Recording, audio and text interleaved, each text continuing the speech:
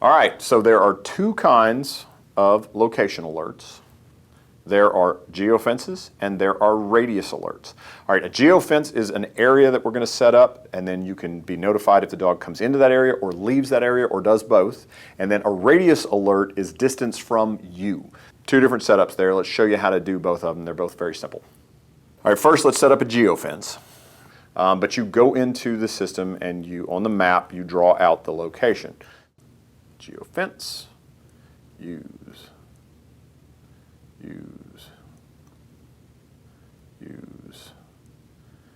and then use. All right, so I've got sort of a square here, and I'm going to cut off my bird's eye here real quick. All right, so I have come in here and drawn this area. It's a square-ish, and I'm going to tell it done. And now it's a geofence. And now I'm going to set the alert type. I want it to tone and vibrate.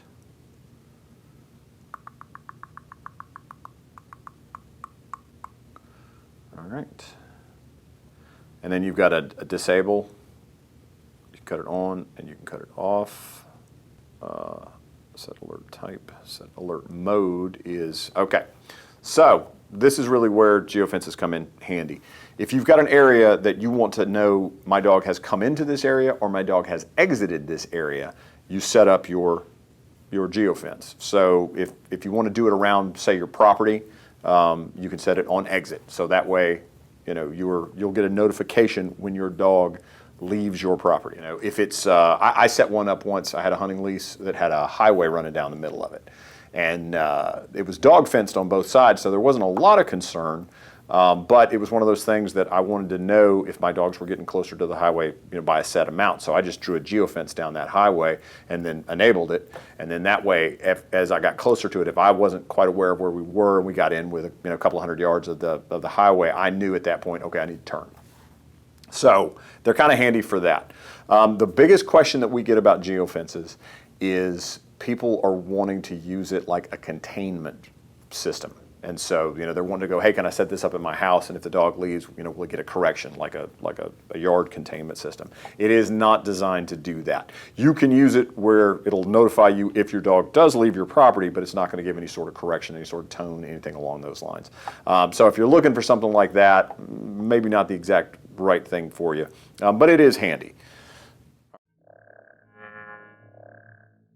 Now let's set up a radius alert. Select radius.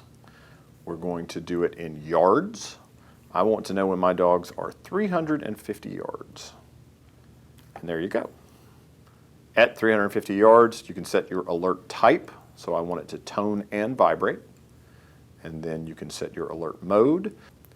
Exit, entrance, or entrance and exit. So I'm going to have it on exit. So a radius alert is really just going to be designed to tell you when the dog gets a certain distance away from you. It's kind of a moving geofence in that you're the center of that, and you can set it for whatever distance. I have used this for pheasant hunting also, and setting it on a short distance. That works okay. It's not great because you've got that dog that is, your updates are, even with a 2.5-second update rate, especially if you're trying to keep them in gun range and you set it at 25 or 30 yards. You might like it. It's not ideal, but I do like it for a larger running dog. You can set it up where when he gets to whatever your comfort zone is, you can set that up, and you can do multiples. You don't have to have just one. I can do one in 600 yards. Okay, so you can have multiples. You can activate them and deactivate them. So kind of a neat feature if you're running a lot of dogs and you just kind of need to keep track of everybody. This is a good way to do it.